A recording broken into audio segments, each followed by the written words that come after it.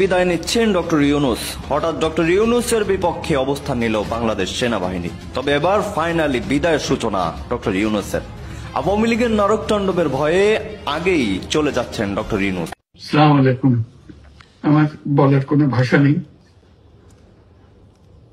কিভাবে শুরু করব সেটাও বুঝতে পারছি না। আমার মতো সারা দেশের লোক আজকে হতবাক। এরকম একটা কাণ্ড করতে পারে আমরা কেউ কল্পনা করিনি, কারো ধারণার মধ্যে ছিল না। কিন্তু এই অবিশ্বাস্য জিনিস আমাদেরকে হঠাৎ করে গ্রহণ করতে হয়েছে।